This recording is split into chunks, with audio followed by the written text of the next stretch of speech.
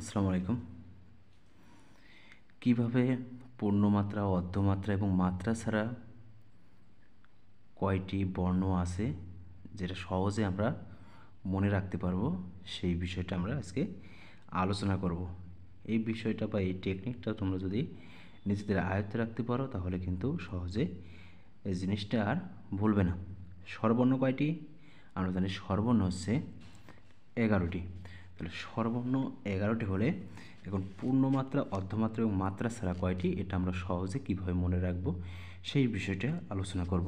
সেই ক্ষেত্রে আমি পূর্ণমাত্রা এখানে 6 লিখলাম, এখানে 6 লিখলাম, এখানে 6 লিখলাম, এখানে 4 লিখলাম, অর্থাৎ এরকম বিষয়।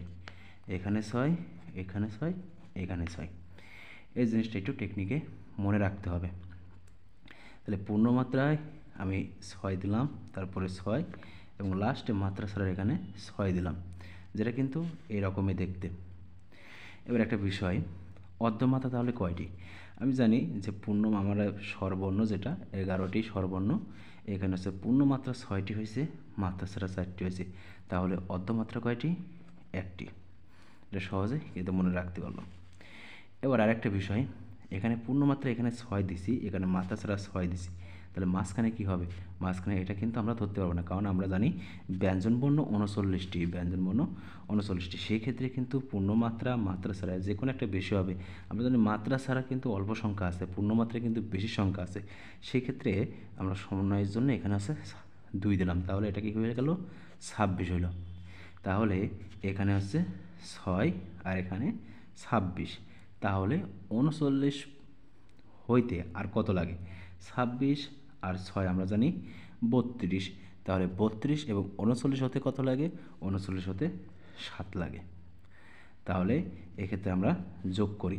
যদি বলে যে বর্ণমালায় পূর্ণ মাত্রা সংখ্যা, অর্থাৎ বর্ণ কয়টি, অর্ধমাত্রা মোট কয়টি, মাত্রা ছাড়া মোট কয়টি, যদি শুধু বলে যে ব্যঞ্জন বর্ণের অর্ধমাত্রা কয়টি, সেক্ষেত্রে আমরা মনে করব যে এই পাশে 6, এই পাশে 6, তাহলে মাঝখানে হচ্ছে এটা যদি 26 হয় তাহলে 6 আর 26 32, তাহলে 7 হবে।